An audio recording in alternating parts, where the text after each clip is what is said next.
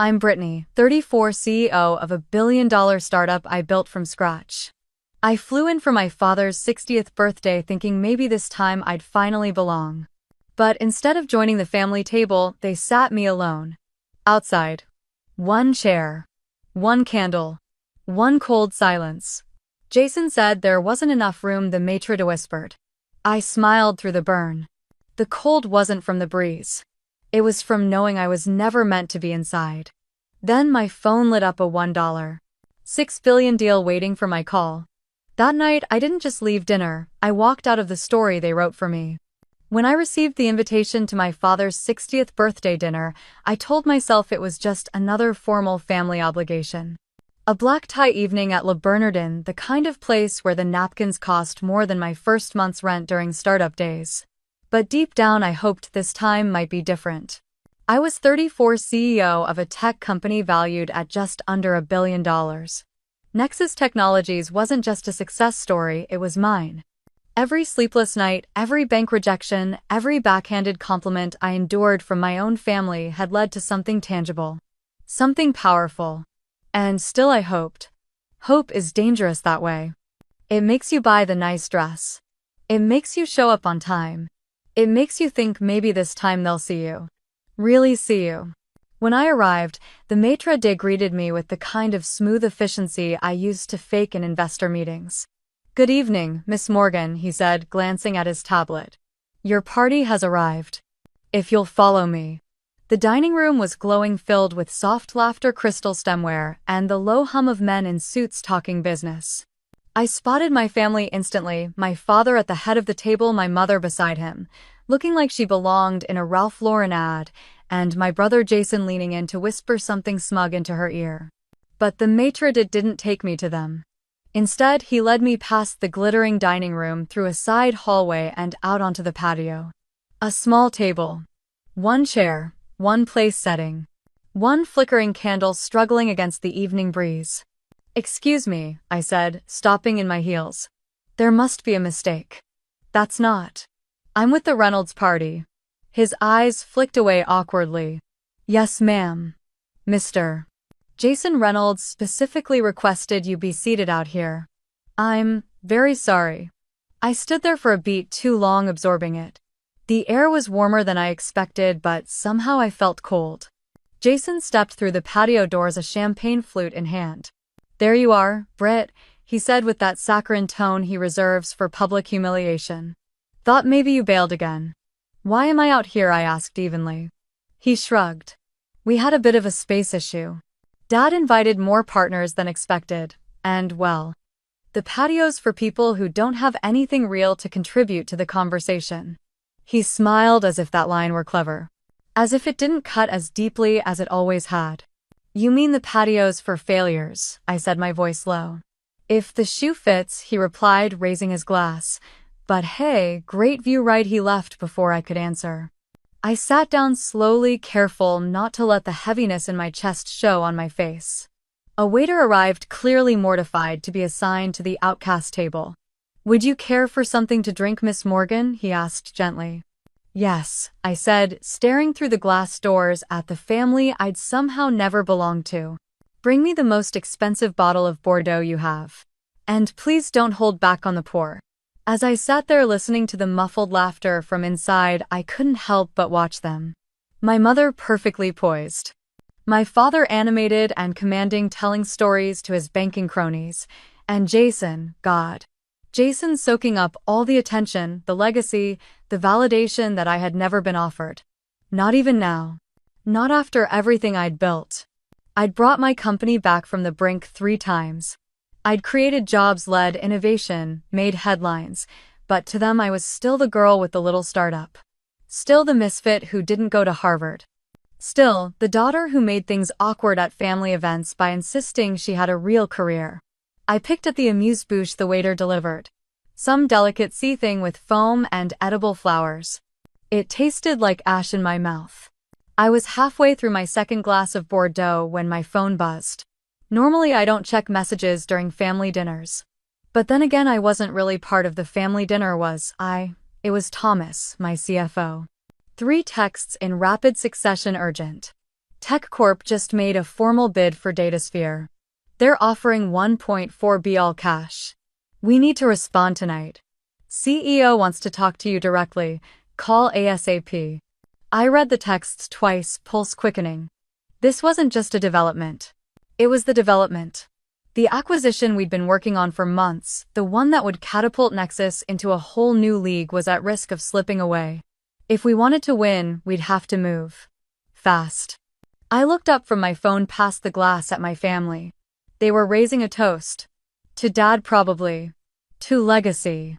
To institutions that always looked like him and never like me. They had no idea what was happening on the other side of that glass. No idea I was about to walk away from their table again. But this time I wouldn't be walking. I reached into my clutch and texted my pilot. Pick me up, Central Park, 20 mins. Then I set my phone down beside my half-finished wine and breathed out slowly. They had no idea my helicopter was already en route, and for the first time in my life, I wouldn't be leaving quietly. As I sat on that patio watching my family clink glasses behind spotless glass, my mind drifted not just to the deal that might define my company's future, but to the past that had always tried to define me. I didn't always feel like an outsider. Not at first. We lived in Wellesley, Massachusetts, one of those polished, ivy-draped suburbs where everything looked curated right down to the hedges. My father, Stephen Morgan, was the executive vice president at Hamilton Barrington Bank. The bank, as people in our neighborhood called it. He wore suits like armor and spoke in firm, well-structured sentences, even at breakfast. To the outside world, he was a financial titan. To me, he was a wall I kept trying to scale. My mother, Helen, was his elegant reflection. Always composed, always dressed like she had somewhere more important to be. She organized charity galas, hosted brunches for the wives of her husband's colleagues, and smiled through everything like the right kind of woman should. She wasn't unkind, but she deferred. Always to him. And then there was Jason. 4 years older. Captain of the debate team. Varsity tennis. Future Harvard man. He'd been wearing suits and quoting Warren Buffett since he was 12. Jason was born for the life my parents had charted. He didn't have to earn their approval. He was born wearing it like a tailored jacket. I, on the other hand, broke things. Not out of malice, out of curiosity. When I was 9, I took apart the family VCR because I wanted to know how the tape worked. Dad was livid. Mom tried to hide a smile and told me to apologize. Jason stood behind Dad, shaking his head like he was embarrassed for me. At 10, I asked for a soldering kit for Christmas. I didn't get it. I got a pink sweater set and a beginner's calligraphy kit instead. At 12, I taught myself basic HTML and coded a digital birthday card for my mom. The flowers bloomed across the screen and played a soft piano tune I composed myself. "That's cute," she said. "But you still need to go outside more." My father didn't even look up from his Wall Street Journal. "Computers are fine for hobbies, Brittany," he said. "Real careers are built in finance, law, or medicine. Preferably finance." Jason, of course, agreed. "You can always work in tech support if it doesn't pan out," he said, grinning. By high school, the path had forked. Jason was already tutoring younger students in economics and lining up his summer internship at Dad's bank. I was building websites for local bakeries and fixing teachers' laptops in exchange for used books. Jason was the son who would carry on the family name. I was an outlier. The one who needed air quotes around her success.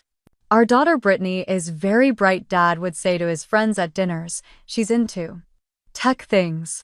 One time I overheard him tell a colleague at a barbecue. "She didn't get into Harvard, but MIT is still respectable. Good for engineers. Very technical." He said it like a concession. Like I'd lost the family game, but at least I hadn't embarrassed them. MIT for me was heaven. It was the first place I felt like I wasn't weird for the way my brain worked. I double majored in computer science and business. I made Dean's List every semester. I co-founded a student-led innovation lab that landed actual VC interest before graduation. But back home, at my graduation dinner, my father gave a toast. A long one. He praised Jason's mentorship. Thanked him for guiding his quirky little sister through the years. called me relentlessly curious, which sounded almost like a flaw. Everyone laughed. I smiled politely and sipped my wine. Even then I knew I could code circles around Jason, but I'd always be sitting outside the metaphorical table in this family. The Harvard table. The real table. The one that mattered. The table where Dad and Jason spoke in deal terms and equity ratios, while I tried to explain what scalable architecture meant and watched their eyes glaze over. Sometimes I wondered if they would have understood me more if I'd been a son. If my love for building things, solving systems, and challenging ideas would have been seen as strength instead of strangeness. But I was a daughter. And in my family, daughters were supposed to decorate the room, not disrupt it. Once when I was 19, I overheard my father on the phone with a colleague talking about Jason's internship. Jason said proudly, "He'll take over my office one day, no doubt. Brittany, she's experimenting. But she'll come around. Probably marry some engineer and settle down. God willing."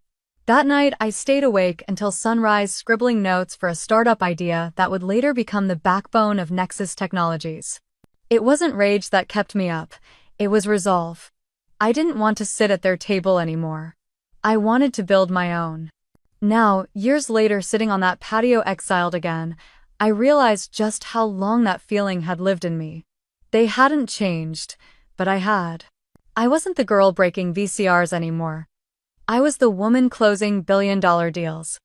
And as my phone buzzed again with updates from my team, I smiled to myself. The girl they never thought would amount to anything was about to become the reason they'd remember this night forever. When I got my acceptance letter to MIT, I cried. Not just because it was one of the best engineering schools in the world, but because I thought naively that maybe this was the moment my father would finally look at me with something close to pride. He didn't Laukerskåls, so 80 or something. He folded the letter with clinical neatness, set it down next to his coffee and said, "Well, at least you didn't flunk out of high school." That was his idea of encouragement. Jason had already secured early admission to Harvard by then, of course. The day his letter arrived, my mother threw a dinner party. My father uncorked a bottle of wine he'd been saving since the early 90s. Jason got a new watch. I got a seat at the kids' table. I still remember what he said that night while swirling his wine in that smug, perfect way. "We're a Harvard family now." I wanted to say, "No, you're a Jason family. The rest of us are just extras." But I kept quiet. I always kept quiet. MIT was electric.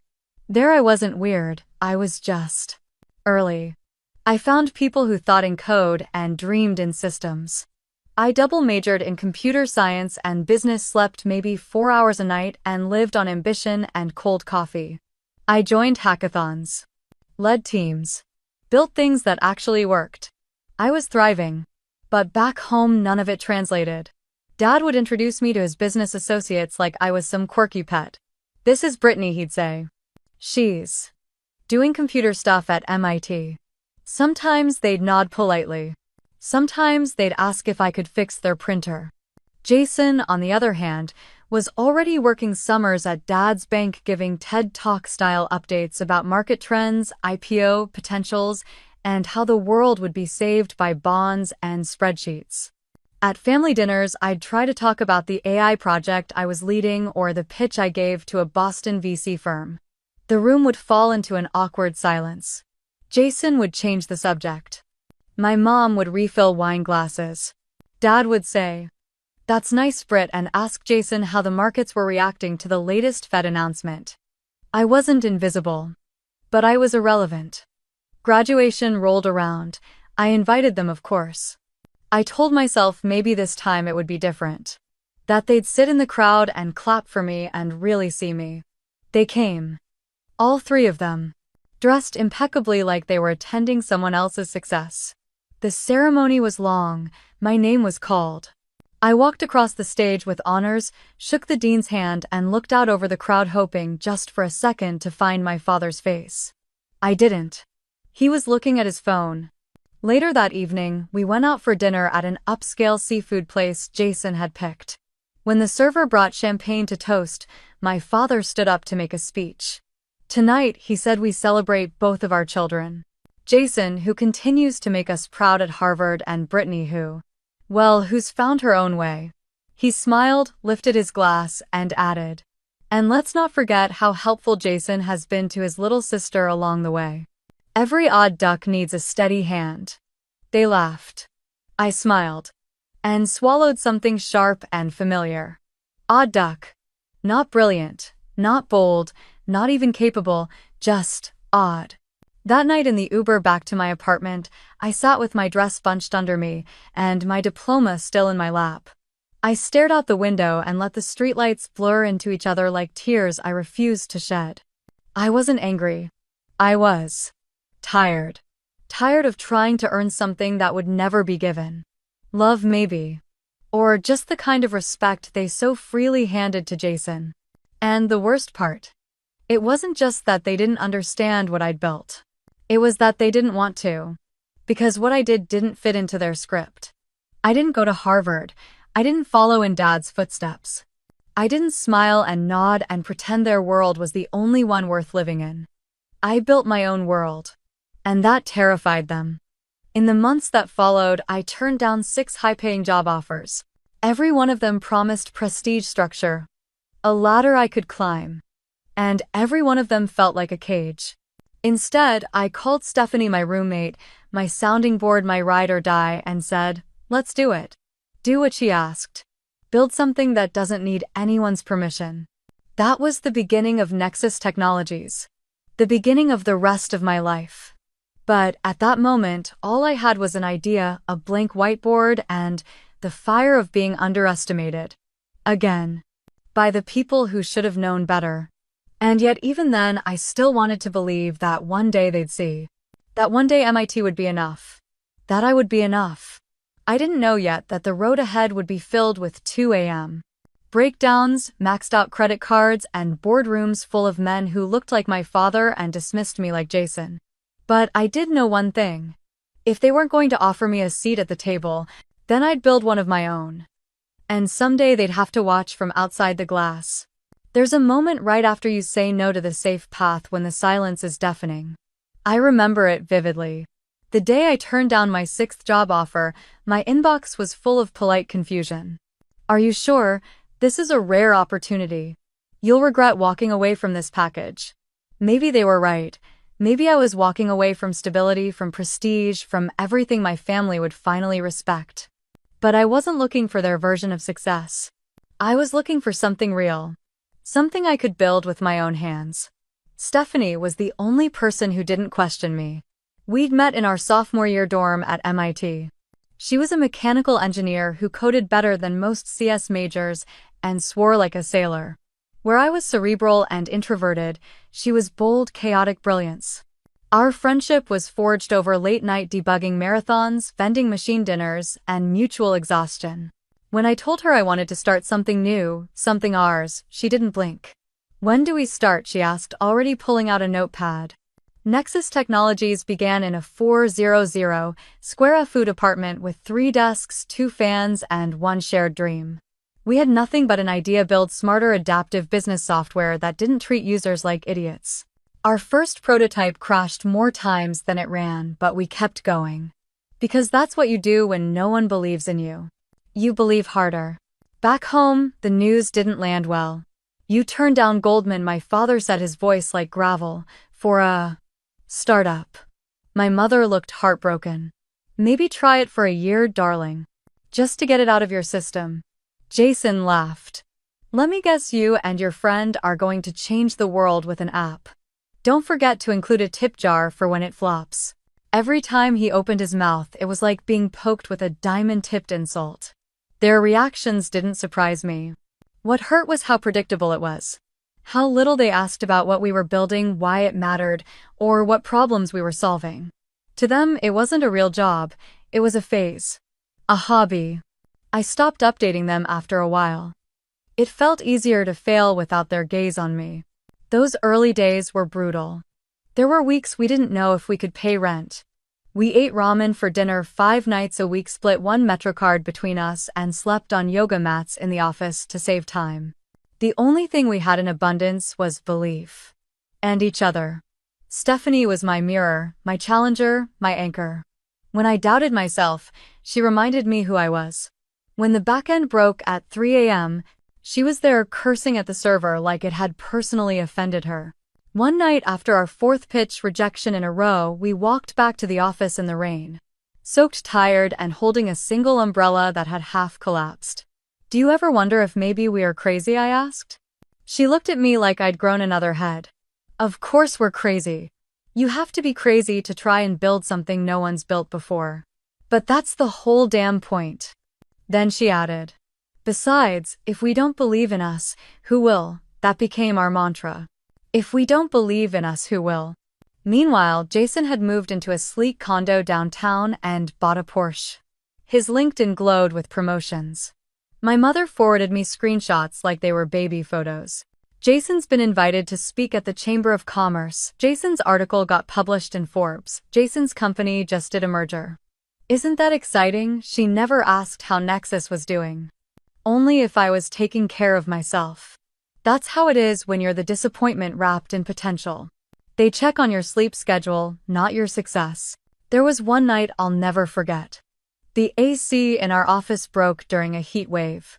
We were knee-deep in bug testing and the software kept crashing every 40 minutes. Stephanie was sitting cross-legged on the floor fanning herself with a manila folder and talking to the code like it was a stubborn child. I looked around at the chaos, empty ramen cups. Post-its everywhere, a whiteboard full of question marks and arrows, and for some reason I felt like crying.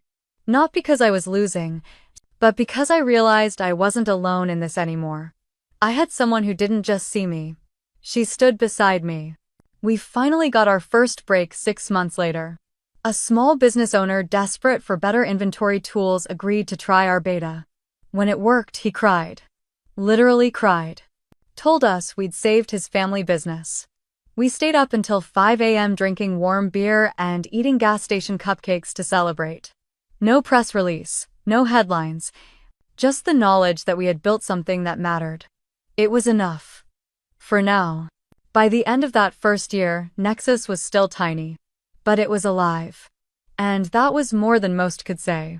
Jason sent me a birthday card with a Starbucks gift card and a note that read, "Hope the startup is still starting." I didn't respond. Instead, I opened a new spreadsheet, named it Phase 2, Scaling, and got back to work. We weren't winning yet. But we were moving. And every ramen dinner, every landlord warning, every missed holiday gathering wasn't a setback. It was a seed. And one day the world would see the roots we'd planted. Because, while they were dining at tables set for legacy, we were building the table we wanted to sit at. From scratch. By the time Nexus reached its third year, we weren't just surviving, we were scaling. We closed our first major funding round at $8.2 million. Hired real staff. Moved out of the crumbling shared workspace into our first real office, complete with doors that didn't stick and a coffee machine that didn't need prayer to work. Then came the day that changed everything. A Fortune 500 company signed on to license our platform. A name so big even my father couldn't pretend he hadn't heard of them. Stephanie burst into our office waving the signed contract like a flag of war.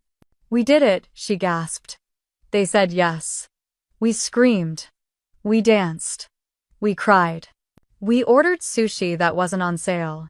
It felt like crossing some invisible threshold, the moment your dream stops being cute and starts being real.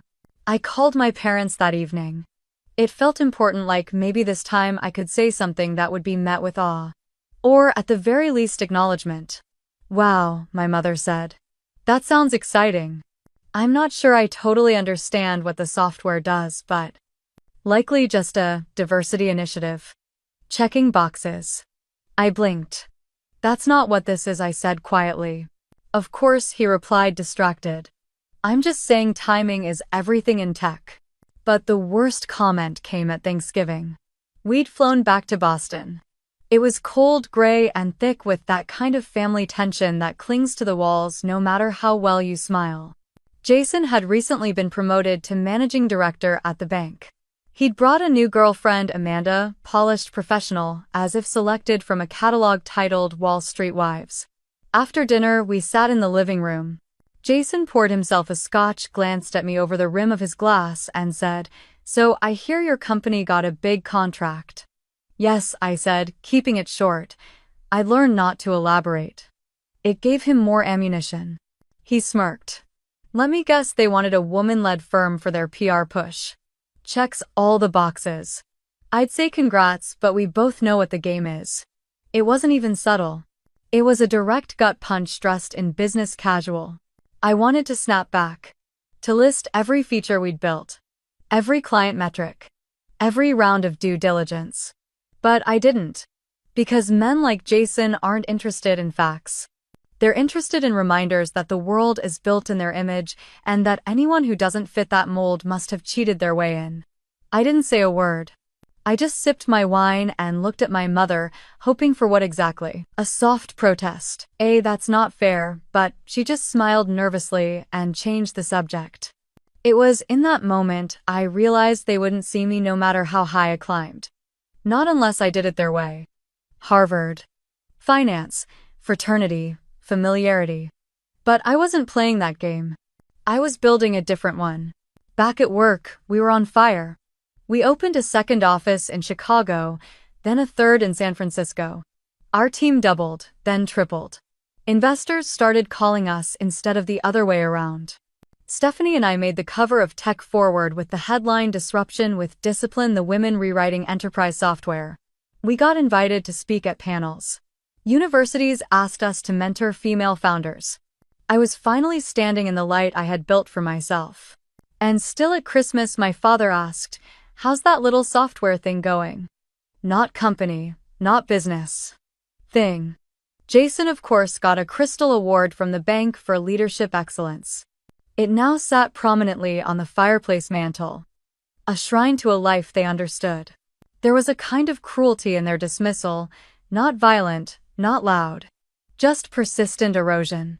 A slow, quiet chipping away that made you feel like your accomplishments were only almost impressive. Almost valid. Almost enough.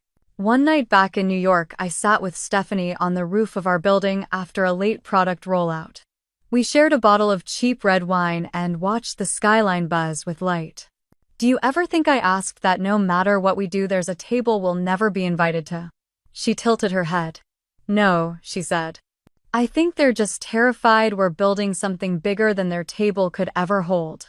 I laughed. "You always know what to say." She grinned. "Well, someone's gotta remind you you're a badass when your family pretends you're still playing pretend." And that was it, wasn't it? I wasn't being underestimated because I failed. I was being underestimated because I succeeded in a way they didn't recognize. In a way they didn't control. In a way that didn't require their permission. To them, I was an outlier. To me, I was finally becoming undeniable. The invitation arrived in early May, thick and cream-colored, embossed with gold foil lettering. It looked more like a wedding announcement than a birthday dinner. "You are cordially invited to the 60th birthday celebration of Stephen Morgan. Black tie optional.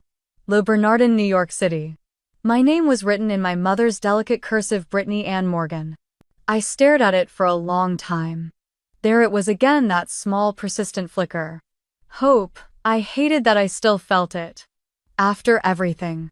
After years of polite condescension, of being talked over and talked down to, of watching Jason celebrated for breathing while I had to move mountains just to be tolerated. Still, some part of me, some rusted, naive part, hoped this might be different. Maybe turning 60 had softened my father. Maybe they'd seen the article in Forbes. Maybe someone at his club had mentioned the rising star named Brittany Morgan and he'd finally started connecting the dots. Maybe for once they'd see me not as an exception, but as someone who belonged. I didn't RSVP right away. I let the card sit on my counter for 2 days before I called Stephanie. "You're not going," she said the moment I told her. "It's his 60th. So what? You think this time the ballroom doors will magically open and there'll be a red carpet with a sign that says we were wrong?" "No," I admitted. "But maybe they'll finally look me in the eye." There was silence on the other end. Then softer. "You remember what happened at Christmas, right?" I remembered. It was snowing that year, classic New England magic. I'd flown home after months of back-to-back product launches, emotionally wrung out but wanting to be part of the holiday of the family. I'd even brought personalized gifts for everyone, handmade leather tech organizers from a startup we'd partnered with engraved with each person's initials. They were opened and set aside within seconds. Later that evening during dinner, Dad stood up with a crystal glass in hand. "To Jason," he said, "for being promoted again this year. For representing the Morgan legacy with honor and excellence." Glasses clinked. Cheers rang out. I sat there smiling tightly, my cheeks burning. Not a single word. Not even a nod. When my mother brought out dessert, she leaned down and whispered, "You know your father struggles to express things." I nodded. But I didn't believe it anymore. Despite all that, I checked the box "will attend." I bought a dress. A Valentino structured, elegant, sharp at the seams, something my father might deem appropriate but still powerful. The color midnight blue. A hue that didn't ask for attention but commanded it anyway. I booked a suite at the Four Seasons instead of staying at my parents' house. Not out of defiance, out of necessity. I needed space. Neutral ground. A place to retreat if things went. When the driver asked if I wanted to be dropped at the house for pre-dinner cocktails, I said no. "I'll meet them there," I said, smoothing the hem of my dress.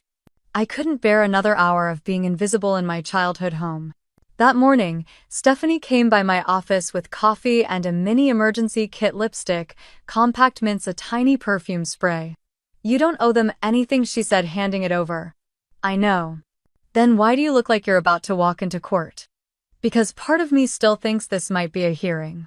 One final ruling. Stephanie sat on the edge of my desk. "You've already won, Brit. You're not walking in there to earn their respect. You're walking in with your own." I sighed. "I want to walk out of that room feeling like I tried one last time." "Then do it," she said. "But set your own bar. Not theirs." That night, as I stood in front of the mirror, everything felt sharp. The dress. The eyeliner.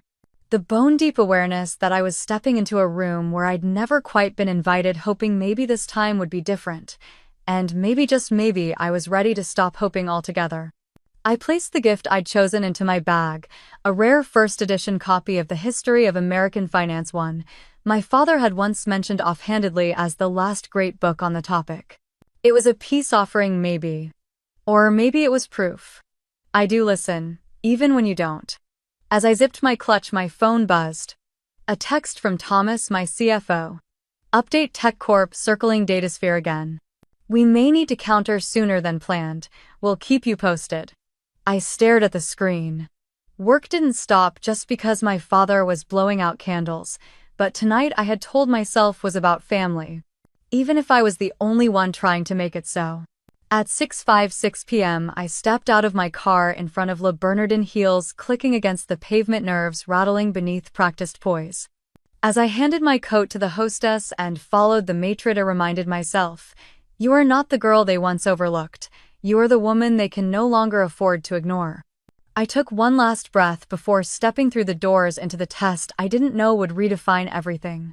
Le Bernardin was all soft light and quiet elegance, the kind of place where people spoke in hushed tones and the air smelled faintly of money and butter. The maitre d' smiled as I gave my name, then scanned his list. "Ah, yes. Miss Morgan. Your party has arrived." He led me through the main dining room, past glittering tables and the clinking of delicate cutlery. I could already see them, my family seated at the largest table in the center of the room. Dad at the head, gesturing animatedly with a glass of wine, Jason beside him, Amanda glowing at his side. Mom was laughing at something one of Dad's colleagues had said. The table radiated power. But the maitre d' didn't slow down as we approached. He veered to the right, away from them. I paused.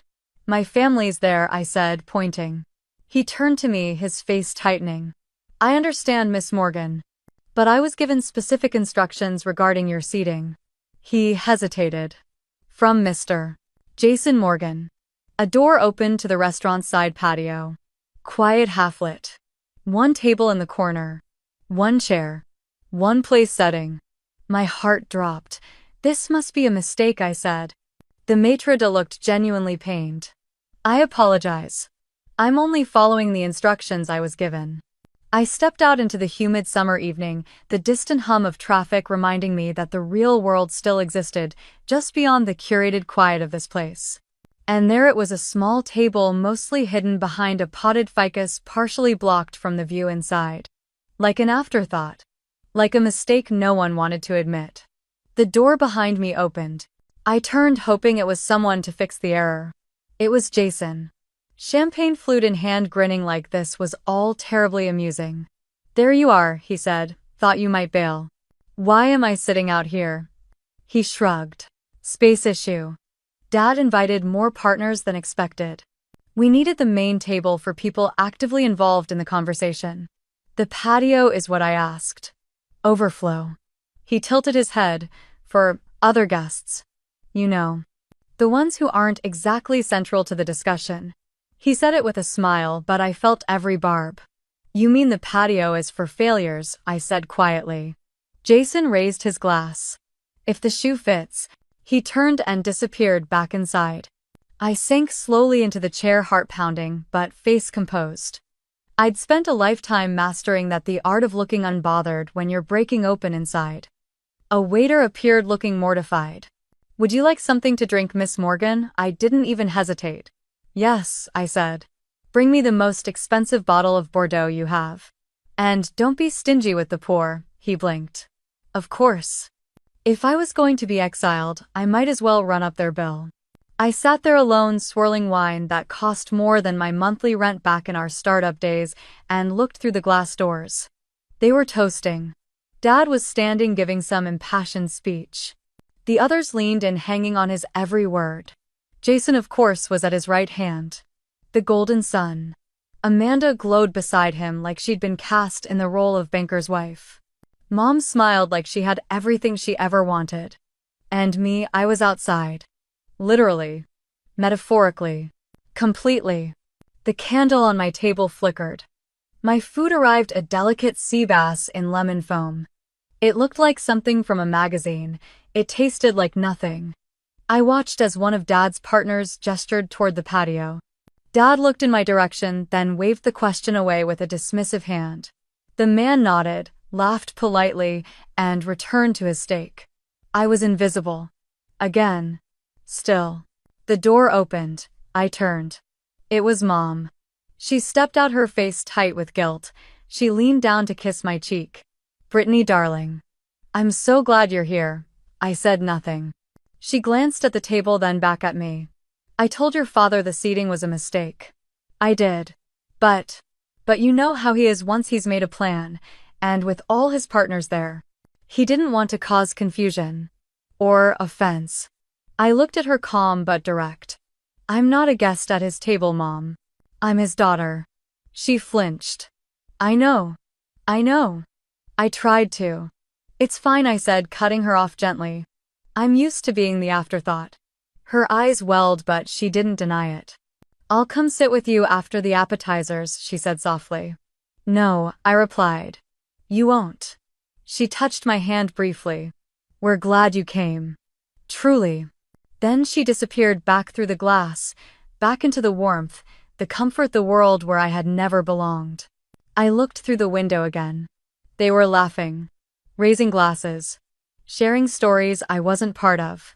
It was like watching a play I had never been cast in, no matter how many lines I memorized. And for the first time that night, I didn't feel anger. I felt clarity. I could keep showing up, hoping they'd scoot over, make space, let me in. Or I could accept it. This table, this story wasn't built for me. But I could build my own. One where I didn't have to ask to be seen. The waiter returned. "Is everything to your satisfaction, Miss Morgan?" I took a sip of the wine. Bold, sharp, unapologetic. "Yes," I said. "If I'm going to be forgotten, I may as well be drinking something unforgettable." My phone buzzed again. A second time. Then a third. I glanced down, only half expecting it to be from work. But it was. "Thomas. CFO urgent. TechCorp just submitted a formal offer. $1.4 billion all cash. Datasphere board meeting set for tonight. We need a counter within 90 mins." Their CEO wants to speak with you directly. Decision hinges on you. The blood drained from my face. I read it again and again. This wasn't just another shift in negotiations. This was the moment, the fulcrum on which everything we'd built could either balance or collapse. The deal we'd been cultivating for months, our single biggest strategic move, was being challenged. And the board of Datasphere wasn't just waiting. They were watching. For me. I stood from the table, instinctively taking my phone and stepping into the far corner of the patio. From there I could see both the skyline and the party I was pointedly excluded from. I called Thomas. He picked up on the first ring. "How bad is it?" I asked. "They came in strong," he said. "Clean deal. No contingencies. All cash. But we've got something they don't." "What's that?" He said. "Datasphere's CEO asked for you personally. He says our integration plan is smarter. But we need to move, now." I checked the time. 8:02 p.m. "Where's the meeting?" "They're landing in Manhattan at 10:30. They've booked the conference room at the Four Seasons. The board wants to hear our final offer by midnight." I paused, considered, calculated, and decided. "I'll be there," I said. "Tell legal to prep the counteroffer. We'll go up to 1.5 with the earnout structure we discussed." On it, Thomas replied. "Also, Britt, yeah, this is the one. Don't let it slip." I ended the call and turned around only to find Jason standing there. He'd been watching. Of course he had. "What, no boundaries now?" he said, sipping his champagne. "Can't even pretend to care about Dad's birthday for one night?" I slipped my phone into my clutch. "It's a business emergency." He scoffed. "Of course it is. Your little startup always seems to be in crisis mode." Before I could respond, the patio door opened again. My father stepped out, my mother a step behind. I braced myself. "Brittany," Dad said, that tone of restrained disappointment already loaded in his voice. "Your brother tells me you're conducting business during my celebration." "There's a time and place for everything," he added, adjusting his cufflinks. "In our world, business is done during business hours. Not at family events." "Your world," I said calmly, "has never included me." He frowned. "Don't be dramatic. It's a $1.5 billion acquisition, Dad. That's not drama. That's scale." He waved the number away like it was pocket change. "Whatever it is, it can wait. Tonight is about family." I looked around at the empty patio. The table meant for one. "Is it?" I asked. "Because from where I'm sitting, literally, it doesn't feel like I'm part of it." He stiffened. "If you walk out now, you're making a statement." "Yes," I said. "I am." Jason crossed his arms. "You always think you're the exception. That your work is more important than everyone else's." "No," I replied. "I just don't think my presence at this table matters to anyone but me." They said nothing. I took one step forward, shoulders squared. "I'm not leaving the middle of a family dinner," I said. I was never invited to sit at that table to begin with. And with that, I turned, walked to the edge of the patio, and texted Lucas, my pilot. "Need immediate pickup. Central Park 5 blocks away. Emergency meeting. ETA." The reply came seconds later. "Already nearby. I can land in 20. As I stepped back inside the restaurant to leave, heads turned. I could feel their eyes on me, not just my family but their friends, Dad's colleagues, the curated audience of his perfect life. My heels clicked against the marble floor like punctuation. Outside, the air was thick with the weight of summer and something else, freedom. I walked quickly, purposefully, toward Central Park. As I neared the clearing, the sky pulsed with distant light. The soft whoop whoop whoop of rotor blades cut through the stillness. People were gathering on the sidewalk, pointing upward. A black helicopter emerged over the treetops, backlit by the city, the Nexus Technologies logo glowing faintly on its side. Wind rushed through the trees as it descended, stirring leaves, napkins, and conversations. From the restaurant windows above, silhouettes pressed against the glass. My father's guests, my brother, my mother, watching. Too late. The helicopter touched down in a perfectly executed landing. A member of the ground crew stepped forward, shielding me from the rotor wash. I didn't look back. Not at the restaurant. Not at the family table that had never saved me a seat. I climbed aboard. Thomas was already inside, laptop open. "We've got fresh projections and a revised offer," he said. "Sarah's patching in legal now." I nodded, fastening my seatbelt as we rose above Manhattan. From the air, the restaurant looked tiny. So did their table. So did their opinions. So did every time they told me I wasn't enough. It wasn't about the helicopter. It never was. It was about the moment I stood up from the table that had never welcomed me and flew toward the one I'd built myself. We landed on the rooftop helipad of the Four Seasons just past 10:30 p.m. The city below shimmered like it had secrets. The hum of helicopters, traffic, and neon life wrapped around us as I stepped onto the rooftop with Thomas at my side and wind in my hair. Inside, the conference suite had already been transformed into a war room. A dozen screens glowed with data, financial models, competitor maps, integration plans, projected revenues. Cables snaked across the floor. Coffee cups stood like sentries at each laptop. This was my battlefield. And tonight, I wasn't fighting to prove my worth to a family that refused to see me. I was here for something that mattered. "CEO's en route," Thomas said, handing me a revised deck. "They want to move quickly."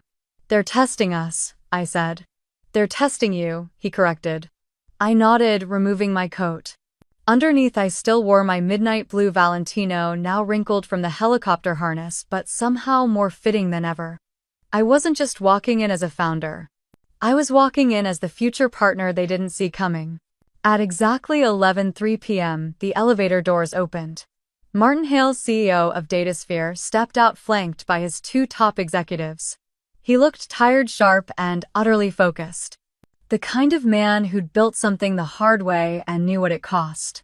He walked toward me, extended a hand. "Brittany Morgan," he said. "I've heard a lot about you." "I'm guessing not from my family," I quipped. He chuckled. "No, from people I trust. People who say you're the real thing." I led him into the conference room, gesturing to a seat across from me. "We'll keep this direct," he said. Tech Corp's offer is on the table. $1.4 billion, clean, fast, all cash. "They're not buying your vision," I replied. "They're buying silence. Your silence." He tilted his head. "Go on. They want to acquire you so you stop being a threat. You're a competitor, an obstacle, a target." "And what are you?" he asked. I met his gaze. Steady. Clear. "I'm a builder. You've created something brilliant. We don't want to dissolve it. We want to amplify it." I clicked to the first slide of our integration roadmap. "Your analytics engine will be the foundation of our next-gen platform. Your team stays intact. Your leadership keeps full autonomy as a dedicated business unit." Martin raised an eyebrow. "And the numbers?" Thomas handed out the updated offer sheets. $1.65 billion, I said. $1.2 billion cash upfront. $450 million in Nexus equity. Accelerated payment schedule. No lockup period. Your executive team gets guaranteed roles with power. TechCorp offered 1.4 all cash. They'll gut your innovation within a year. "You know that," I said. "They'll rebrand it, absorb it, and shut down your R&D. You'll be a trophy. And you'll be forgotten." He leaned back, folding his arms. "You're trying to win this on values," he said. "Not just money." "I'm trying to win it on truth," I said. "You didn't spend 10 years building a company just to have it torn apart. You want legacy. You want impact. You want to build something that lasts longer than a press cycle." One of his executives leaned over to whisper something. He nodded slowly, then looked back at me.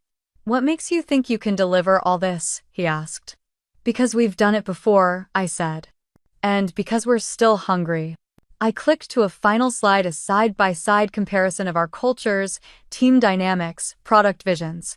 "We speak the same language, Martin," I said, my voice low but firm. "TechCorp wants to buy you to eliminate you. I want to partner with you to build something neither of us could do alone." He was quiet for a long moment. Then finally, "I have questions." "Good," I said. "Let's get to work." The next 4 hours were a storm of analysis, negotiation, back and forth, over terms, legal clauses, exit scenarios. Sarah patched in from legal, fielding questions at lightning speed. Our finance lead recalculated equity distribution on the fly. There were moments we stumbled, moments where fatigue almost cracked our focus. But we didn't break. Because this wasn't just about the deal. It was about what the deal represented. By 3:00 a.m. we were close. Martin walked to the window and looked out over the sleeping city. "I've been courted by bigger companies," he said quietly. "Flashier names. Longer histories." He turned back to face me. But none of them looked me in the eye and said, "Let's build the future together." He walked back to the table, extended his hand. "We have a deal." The room erupted in quiet, tired celebration. No champagne, no party. Just a team of people who had fought hard and won something that mattered. As legal began drafting the final paperwork, I stepped into the hallway. Alone. Breathing. Manhattan glowed below me, glass and steel and light. My phone buzzed. A text from Stephanie. "Heard the helicopter. Did you burn the whole place down or just their illusions?" I smiled. Then another message. From my mother. "Where are you? Are you okay? Your father is upset." And finally from Jason. "Was that really your helicopter?" I didn't respond. Not yet. There would be time for that later. Tonight belonged to the people who believed in me when no one else did. To the team that stayed up all night, night after night, building something from scraps of code and impossible dreams. To the girl who once sat outside with cold sea base and a $900 glass of wine and chose to leave. By the time the sun rose, the deal was done. The final signatures had been inked at 4:17 a.m. and by 9:00 the press embargo lifted. Notifications exploded across my phone, emails, mentions, breaking news alerts. Wall Street Journal: Nexus CEO finalizes $1.65 acquisition. Leaves father's birthday in helicopter to close deal. Bloomberg. From patio to power move. Brittany Morgan's billion-dollar night. TechCrunch. She didn't have a seat at the table, so she bought the table. The coverage was relentless. Every outlet wanted a piece of the story, the gender, the spectacle, the symbolism. The headlines practically wrote themselves. And behind the spectacle there was a fact no one could deny: I'd led one of the biggest acquisitions in our sector that year. And I hadn't done it quietly. By mid-morning, my phone was flooded with messages. Some were from people I hadn't heard from in years. Old classmates. Investors who once passed on us. Executives who used to mistake me for the assistant in meetings. And then the messages I had expected. Mom, 1 missed call. Jason, 3 texts. Dad, 2 missed calls. I ignored them all for the moment. Because for once, I wasn't navigating their emotions. I was sitting in my corner office, barefoot, sipping black coffee and watching the media cycle rewrite every narrative my family had ever believed about me. At 10:23 a.m., my assistant buzzed. "Your father is on line 1. He's being polite." I picked up. "Hi, Dad." A pause. Longer than expected. "Brittany," he said, finally, his voice even. "I saw the news. I figured." Another pause. "You really led this deal?" I closed my eyes. "I always lead them, Dad. You just never asked." He cleared his throat, caught between pride and confusion. "Martin Hale called me," he said you were formidable." My lips curved. "Martin's generous. He fought hard. He said it was the most disciplined negotiation he'd ever sat through. That you never once lost focus." I waited. Let the silence do the work. "I didn't know your company had grown that much," he admitted. "I know," I said. He hesitated. "Then, why didn't you tell us?" "Because every time I tried," I said quietly, "you looked past it, or reduced it, or redirected the conversation to Jason." "That's not fair," he said reflexively. "It's not false either." Silence again. "I suppose," he said slowly, "I've been misinformed." "No," I replied. "You've been uninterested." He didn't argue. Later that afternoon, a delivery arrived at my office, a large bouquet of lilies, my mother's favorite, not mine. The card read, "Your father is stunned. We are all stunned. Call us when you're ready. Mom." I placed the card on the windowsill. Didn't toss it. Didn't answer either. That evening Stephanie swung by with takeout and wine. She dropped the bags on the kitchen counter and grinned. Okay, CEO. Let's talk about that landing. I raised an eyebrow. The deal or the helicopter? She burst out laughing. Both. But mostly the moment Jason realized your ride had a corporate logo on it. We sat on my sofa, shoes off, containers open, exhaustion still clinging to our bones like fog. She lifted her glass. To finally being seen, she said. I raised mine in return. To never needing them to see us in the first place. That night I lay in bed scrolling through headlines, seeing photos of myself I didn't know were taken. Blurred shots of me entering the park. Grainy footage of the helicopter. Zoomed in frames of my family staring through the restaurant window. I should have felt triumphant. Instead, I felt finished. Not in a defeated way. In a resolved way.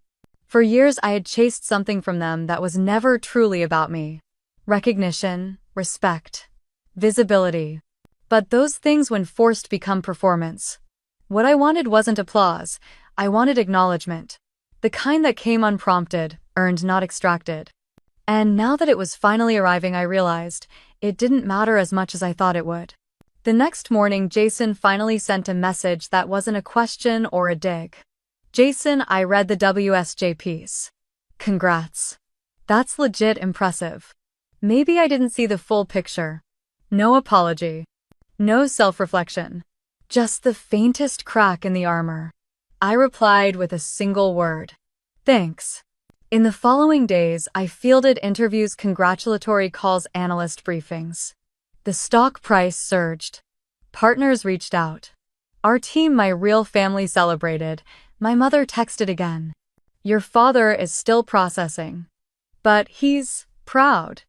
In his way. I smiled. That was the closest thing I'd ever get to, and I was wrong from him. And maybe that was okay. Because I wasn't waiting at the window anymore, hoping to be invited in. I had flown above it. It started with a lunch invitation. Not a family dinner, not a holiday gathering. Just a quiet midweek lunch from my mother. Just us, she said on the phone. No pressure. I think we should talk.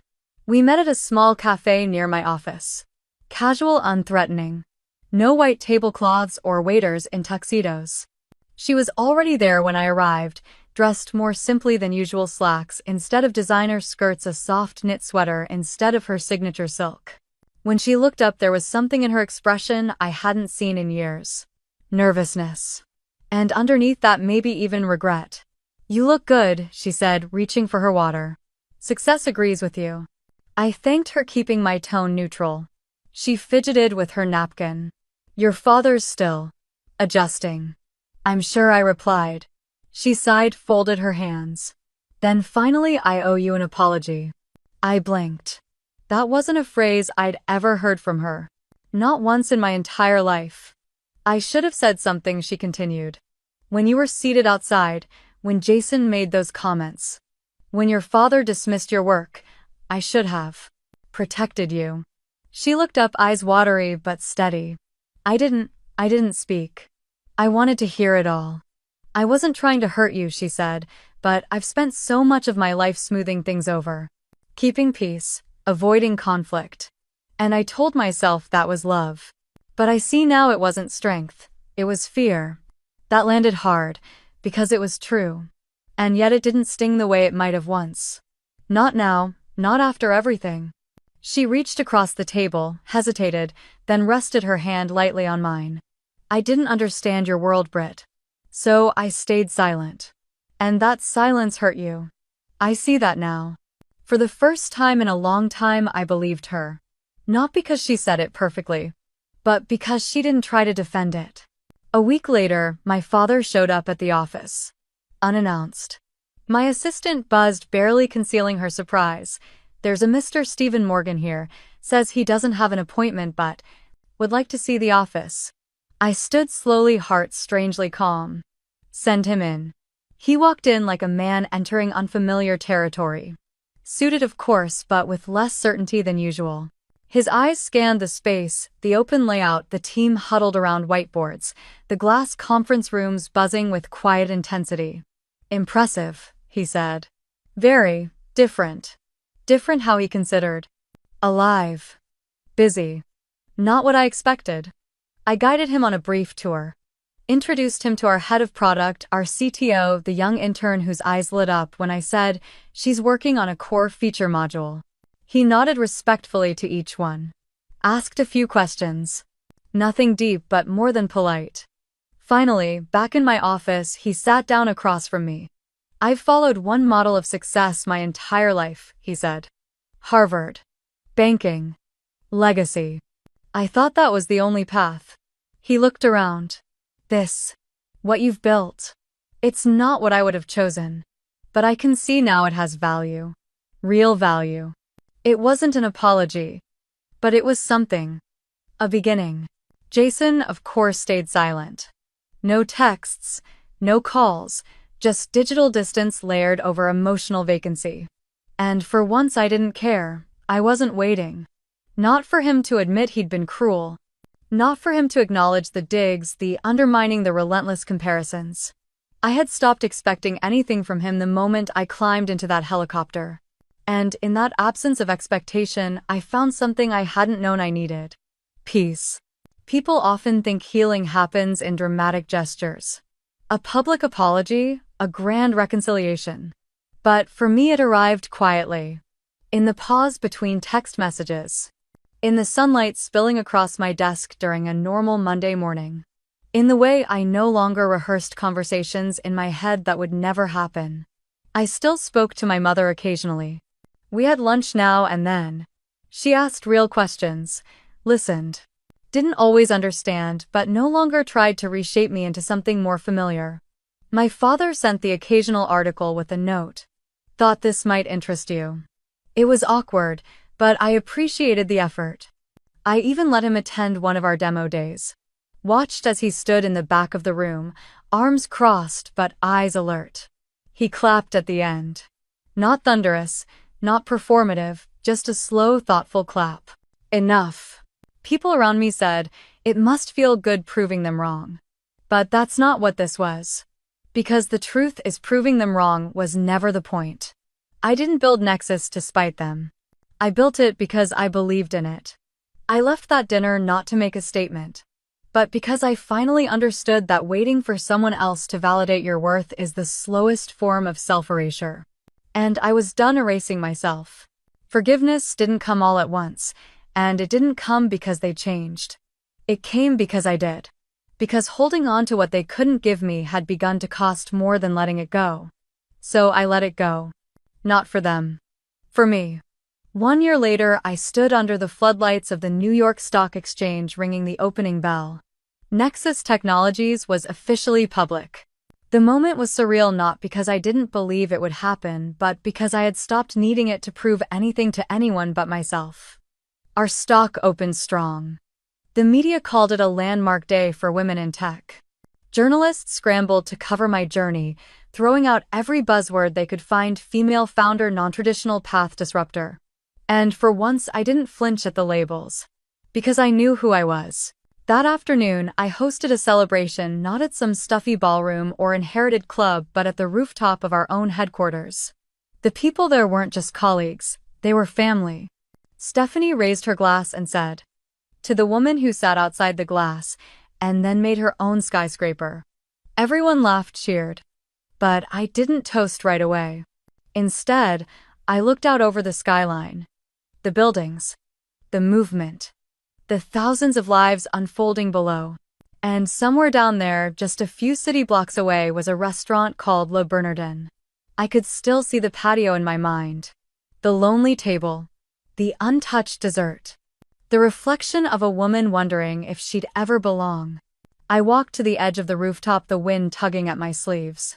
The city glittered like it had something to say. And maybe it did.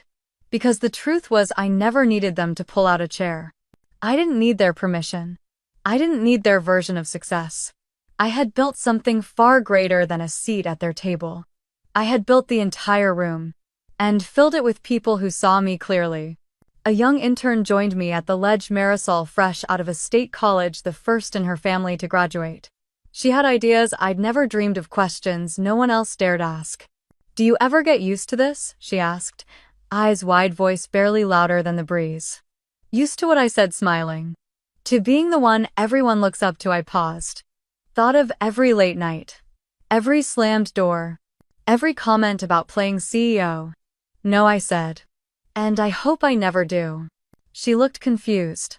If you get used to it, you forget how hard it was to get here, I said.